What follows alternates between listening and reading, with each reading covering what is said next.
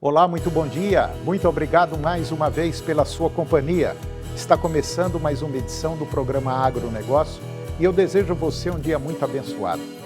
E no programa de hoje nós vamos falar do lançamento da terceira edição do Programa de Aceleração do Crescimento, que é o PAC. Vou conversar com Diogo Taranto, ele é diretor de desenvolvimento de negócios e é engenheiro especialista em gestão e tecnologias ambientais. Vamos falar da importância do tratamento de efluentes no agro. Você vai ver que um dos importantes transmissores da mastite é um inseto frequente e não só nos meios urbanos, quanto em propriedades rurais. Vamos falar da logística dos grãos, vamos falar sobre armazenagem e você vai ver que mais um país autorizou o Brasil a exportar carnes bovina e suína. O programa Agronegócio já está no ar.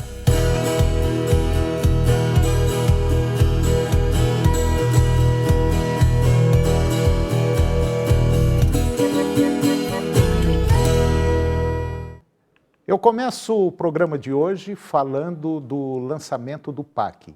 O governo federal ele lançou a terceira edição do Programa de Aceleração do Crescimento, que é o PAC, com o desafio de focar em obras de infraestrutura que promovam a sustentabilidade. E o novo PAC, como é chamado, deve prever investimentos públicos federais de 240 bilhões de reais para os próximos 4 anos em áreas como transportes, energia, infraestrutura urbana, inclusão digital, infraestrutura social inclusiva e água para todos. Outras áreas como defesa, educação, ciência e tecnologia também devem ser incluídas no novo programa. A implementação do PAC deverá triplicar os investimentos públicos federais em infraestrutura nos próximos anos. Segundo a Câmara Brasileira da Indústria da Construção, o valor investido por ano no setor pelo governo federal deverá saltar dos atuais 20 bilhões para 60 bilhões de reais. A retomada dos investimentos públicos e a previsão da inclusão dos empreendimentos de menor porte no PAC estão animando o setor de infraestrutura aqui no Brasil. Além dos recursos do orçamento da União, o novo PAC contará com recursos das estatais, financiamento dos bancos públicos e também do setor privado, por meio de concessões e parcerias público-privadas. A previsão é que o total investido chegue a R$ 1 trilhão em 4 anos, incluindo os investimentos da Petrobras. A primeira etapa do PAC será composta por empreendimentos propostos pelos ministérios e também pelos governadores. Uma segunda etapa vai iniciar em setembro, com uma seleção pública para estados e municípios. E agora você vai acompanhar uma reportagem sobre uma das doenças que mais acomete o rebanho bovino leiteiro e causa enormes prejuízos, não só à produção, como em números financeiros. Confira.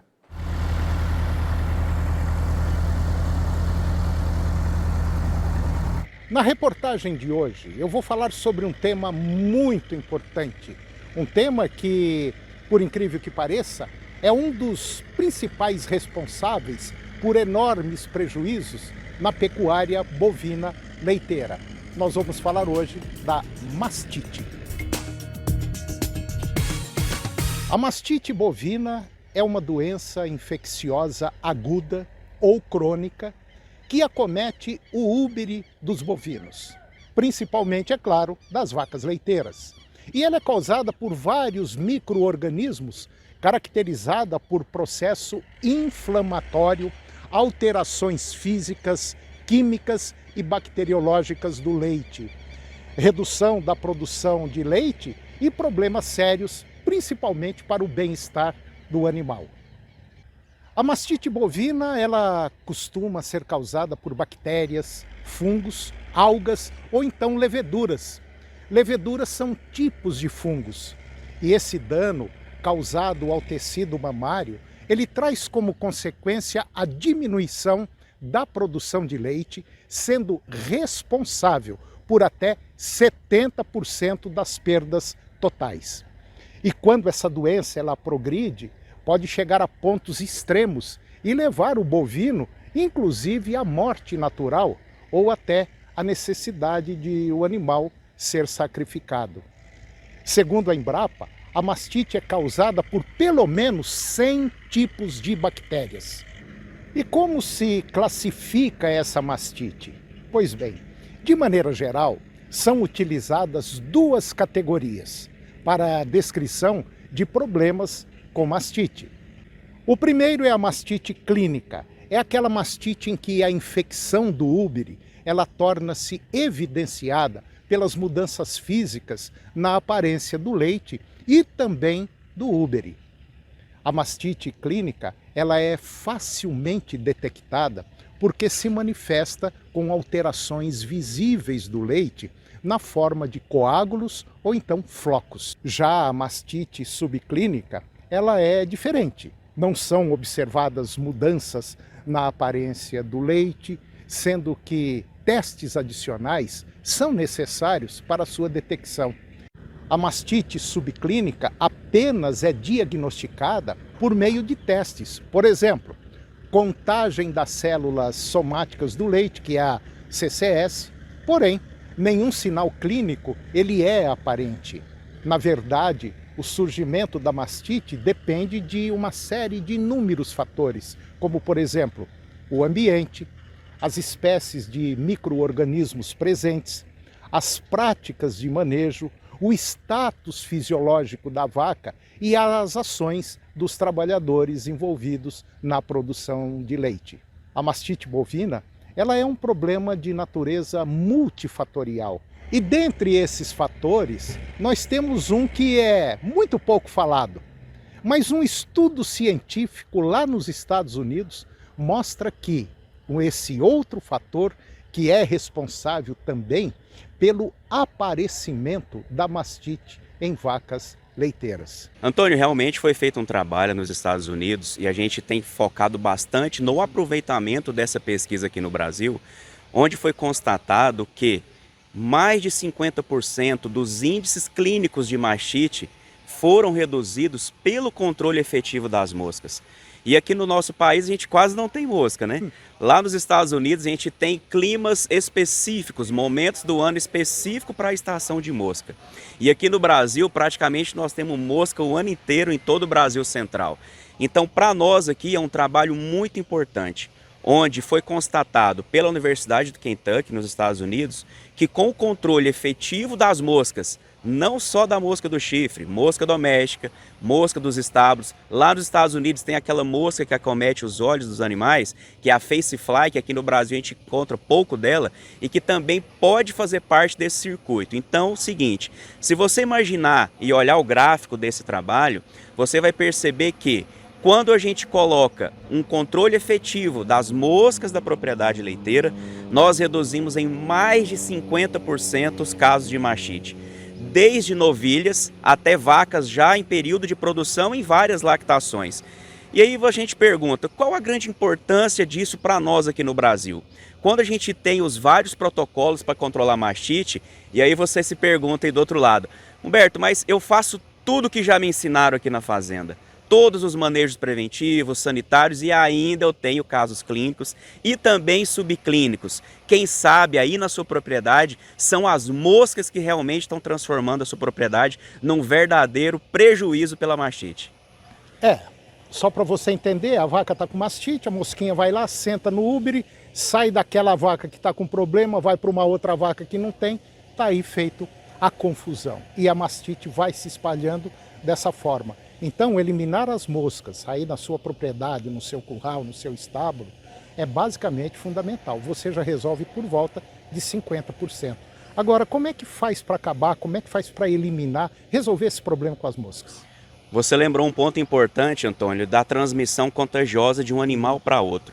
Uma das outras transmissões super importantes, além dessa que você lembrou, é que a mosca, o seu processo de reprodução é na matéria orgânica em decomposição. E na fazenda leiteira, maior índice de matéria orgânica são as fezes dos animais. Então a mosca vai lá fazer a postura dos ovos nas fezes, se contaminam com os patógenos e vai até o úbere, até o teto fazer ali a sua busca do alimento que ela gosta. E ali é o momento em que o patógeno é instalado no teto, no ubre, sobe pelos alvéolos mamários e instala-se ali o processo inflamatório, que você já sabe os inúmeros prejuízos. Antônio, você sabe quanto custa o tratamento de uma vaca com mastite? Não. Em torno de R$300. Eu tenho certeza que o pecuarista conhece o prejuízo que ela causa. E como nós podemos fazer isso e diminuir esses problemas na fazenda? A Universidade de Kentucky diz que quando você coloca essa solução de controle de mosca via ração dos animais, os animais se alimentando do produto a qual é utilizado, esse produto sai nas fezes dos animais, então toda a matéria orgânica, todas as fezes são tratadas. Quando a mosca vai lá fazer a postura dos ovos, a gente não tem o índice, o aumento e a continuidade do ciclo produtivo delas. Então esse trabalho diz o seguinte: quando se controla a mosca via alimentação dos animais, nós temos mais de 50% dos casos controlados. Mastite, quando você pensa em mosca, não é através do brinco mosquicida, não é através da pulverização, não é através de produtos puron. Além de você estar levando o organofosforado para os animais, que causa períodos de carência, quando você faz essa solução via ração, a gente não tem manejo adicional, a gente não tem período de descarte leite e a felicidade do produtor acontece com a diminuição dos casos de mastite. E é bom a gente lembrar também que a mastite em nível nacional é algo assim de prejuízo em torno de bilhões de dólares. E olha, é raro você encontrar uma fazenda que não tenha problema de mastite. Basicamente, toda a propriedade tem, ou clínica ou subclínica. Então, uma das soluções é essa: produto via ração, via alimentação dos animais, para matar o bichinho lá na casa dele, matar o bichinho aonde precisa ser, que são nas fezes dos animais. É isso, né? Isso aí. Antônio, então o que a gente pode entender e concluir com esse trabalho? No Brasil existem apenas um produto que é registrado pelo Ministério da Agricultura, que pode ser aprovadamente colocado na ração dos animais e fazer com que esses animais sejam livres das moscas e reduzindo os casos de mastite. Bom, e mais informações técnicas, liga aí pro Humberto, que ele vai te dar todas as condições, vai te falar tudo com mais detalhe sobre como eliminar as moscas aí na sua propriedade.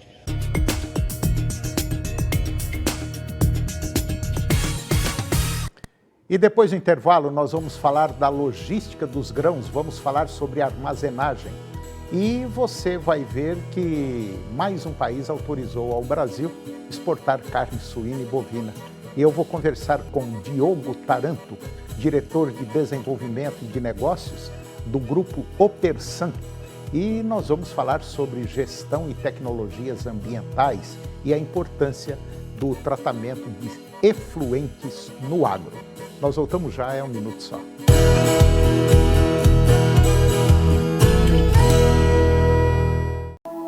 Canal TV Agro. Apoio Planalto Máquinas Agrícolas Revendedor Valtra. Goiânia, Jussara, Itumbiara e Porangatu. Estância Bahia Leilões. Estância Bahia a serviço da pecuária brasileira. Europoços Artesianos. Poços com até 800 metros de profundidade. Nutroeste Nutrição Animal. Tecnologia de resultados a serviço do pecuarista.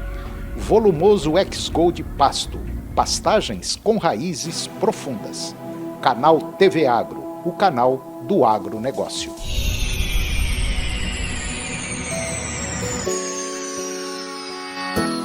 De segunda a sexta, 99,5 FM tem dicas de alimentação, saúde e bem-estar. Viver Mais, com a nutricionista Daniela Brito. Só na rádio que é primeiro lugar em audiência. 99,5. Oferecimento Colégio Vitória. Cursos na área da saúde. Matrículas abertas. 3089-5111. Seja qual for o prato, se é gostoso, é Friato. SBT Vídeos é de graça, sem cadastro e para toda a família. Só vem! Que honra é ter você sempre conosco no Serra Dourada Esportes. O seu noticiário esportivo vai ao ar nesta quinta-feira, 11h30 da manhã, com tudo de uma super quarta da Copa do Brasil. Marcelo Borges, o nosso Lojinho, já está com a boca espumando para falar sobre os grandes jogos envolvendo nossos grandes clubes. Tem as reportagens de Gil do Brasil e Arthur Barcelos. Nós te esperamos nesta quinta-feira, 11h30. Agronegócio. Oferecimento Moinho Fino. A delícia que é o nosso café de todos os dias. Puríssimo. Senar Goiás, a maior escola da terra. Seu New Holland precisa de uma peça? Clica na Carpal que chega. carpaltratores.com.br.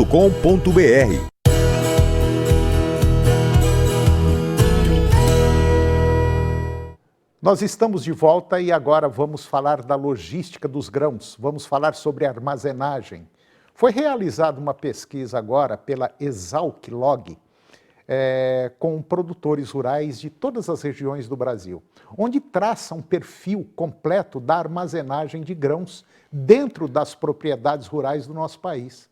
E essa pesquisa, ela faz parte do diagnóstico da armazenagem agrícola no Brasil, que é um amplo estudo da CNA, da Confederação Nacional da Agricultura, sobre uma das principais atividades primárias da logística, que é fundamental para a competitividade dos produtores e também do agro brasileiro. E de acordo com os dados divulgados pela Confederação Nacional da Agricultura, a pesquisa ouviu 1.065 produtores rurais de todas as regiões do país, o que permitiu traçar o perfil da armazenagem no campo, o perfil de quem utiliza esse tipo de infraestrutura na fazenda, fora da fazenda e em silo bag, e recomendações desses usuários para incentivar e expandir o uso da armazenagem. A maior parte dos produtores ouvidos diz que investiria em armazenagem se tivesse taxa de juros atrativas. 72,7% demonstrou interesse em investir na armazenagem por meio de um crédito com taxa de juros atrativas. 54% dos produtores disseram ter interesse para comportar o aumento da produção própria e quase 16% para atender a terceiros e produção própria, e 30% não têm interesse. As regiões com maior interesse em expandir a capacidade estática de armazenagem são região norte, 82%, centro-oeste, 78% e Matopiba, 73%.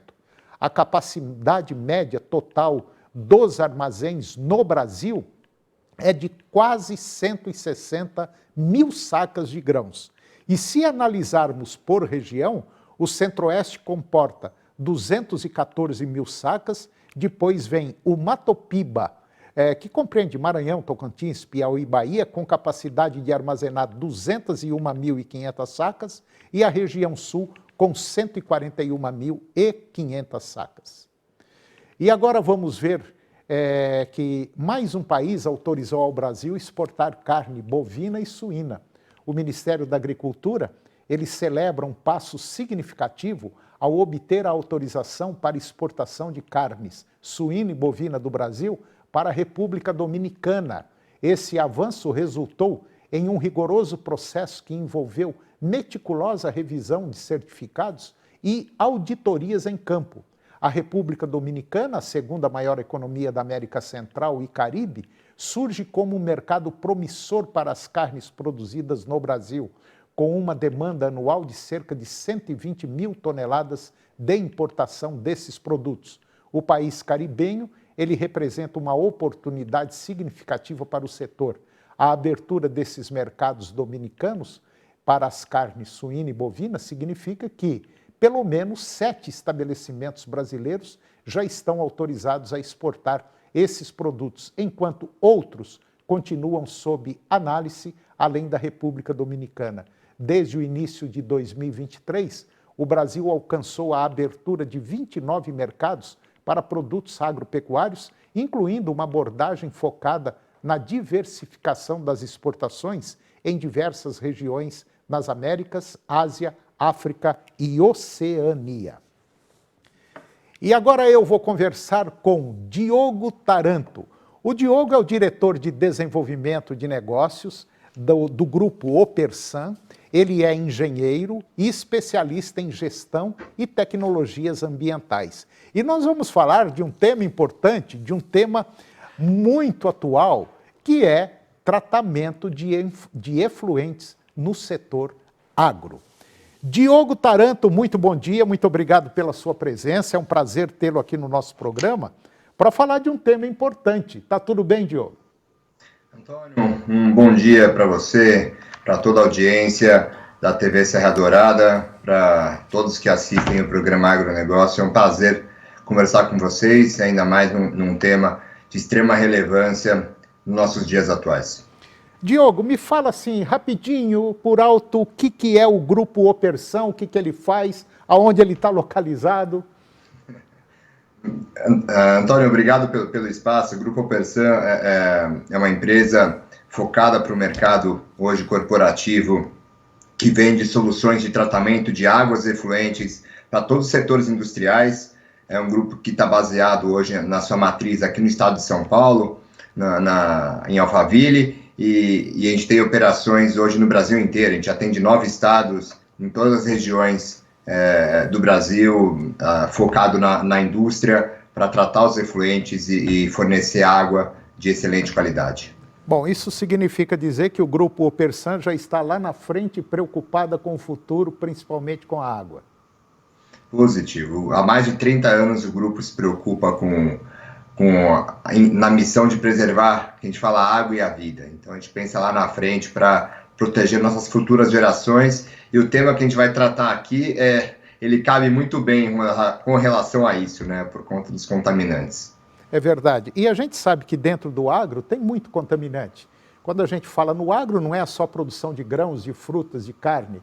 Tem também a indústria, a agroindústria, que aí é que também mora um pouquinho do perigo, né? E é onde provavelmente vocês devem ser mais atuantes, né?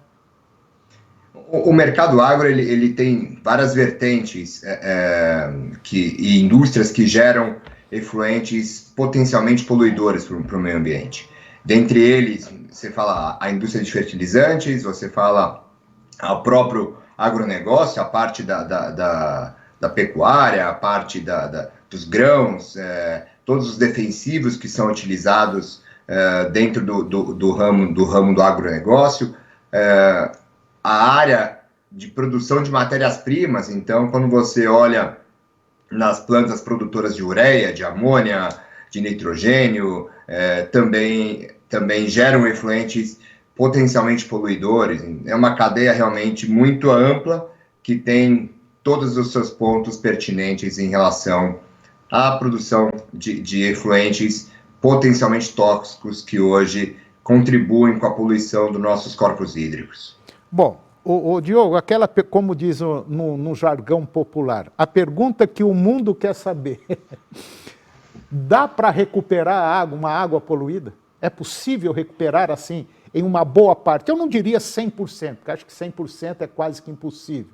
Mas uma boa parte dá para recuperar? Sim. Hoje, o Brasil está na vanguarda das tecnologias ambientais. Tudo que existe melhor no mundo em função de tecnologias para prover soluções e tratar os efluentes adequadamente, o Brasil tem conhecimento, e as boas grandes empresas no Brasil têm esse conhecimento, como no caso a Opersan. Então, é possível realizar o tratamento adequado, é possível realizar o reuso desses efluentes para minimizar o lançamento dos efluentes contaminados nos corpos hídricos. Então, o Brasil hoje é dotado, sim, de toda a expertise possível. Suponhamos, Diogo, que eu tenha uma empresa que ela tem o problema de contaminação de água através dos produtos que eu fabrico, por exemplo. Uma empresa hipotética. Se eu entrar em contato com o pessoal da Opersan, vocês fazem um estudo na minha empresa para uma viabilidade, para ver se existe condição, se não tem condição, se é possível, se não é possível fazer esse tratamento? Sim, cada empresa tem um tipo de efluente, não existe efluente igual, então cada uma tem a sua particularidade, precisa realmente ser estudado de forma customizada o problema que aquela indústria vai trazer para o meio ambiente e atuar de forma direta nesse problema. O agronegócio ele tem uma particularidade que destoa um pouco da questão legal no Brasil. Isso aqui é muito bom, muito importante ficar claro aqui para a nossa audiência, Antônio, porque os contaminantes, os tipos de ingredientes ativos que são usados hoje na agroindústria, poucos deles são fiscalizados ambientalmente. Poucos deles estão na nossa legislação ambiental, seja ela estadual, municipal, em determinadas cidades, estados, ou na nossa própria legislação federal. Que o Brasil tem hoje uma legislação ambiental que é como modelo no mundo para vários pontos, mas em outros ela é super carente. Então, os contaminantes oriundos dos efluentes do agronegócio, eles precisam, a gente precisa evoluir na questão ambiental, na questão de legislação, para que os projetos de tratamento de águas efluentes, eles tenham uma diretriz mais assertiva.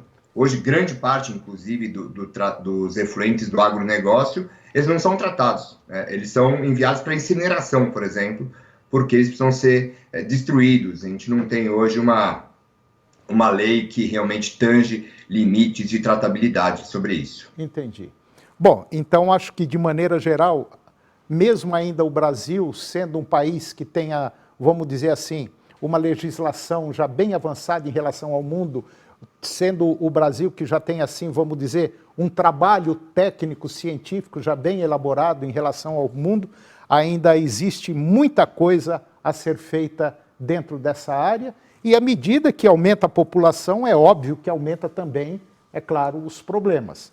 Então, pelo que você falou, eu acho que tem muita estrada ainda para andar, para rodar, e acho que isso também depende aí de muita política governamental direcionada para esse setor, para as coisas andarem mais. Apesar da gente já estar bem evoluído, mas ainda tem muita coisa para acontecer. Eu acredito que seja assim, né, Antônio, Diogo?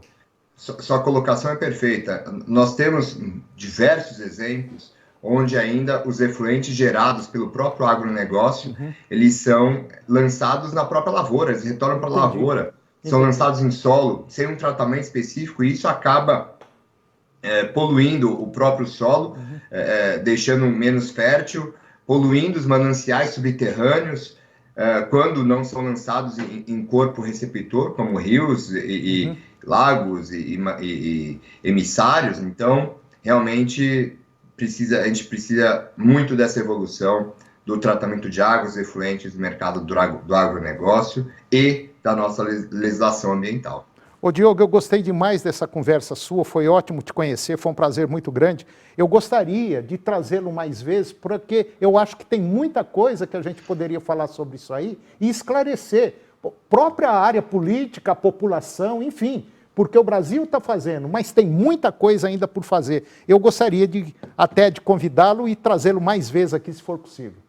Antônio, integralmente à disposição de vocês, é um prazer imenso e até um dever nosso dar mais luz e holofotes a um tema que é extremamente importante atualmente e para as futuras gerações. Então, agradeço esse espaço inicial e fico à disposição. Um abraço, Diogo, muito obrigado pela sua presença aqui. Obrigado. Obrigado, um grande abraço a todos vocês. E o programa de hoje chegou ao fim.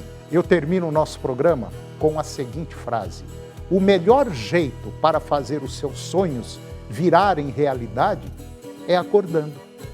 Um grande abraço, muito obrigado pela sua companhia, que Deus nos abençoe e até o próximo programa.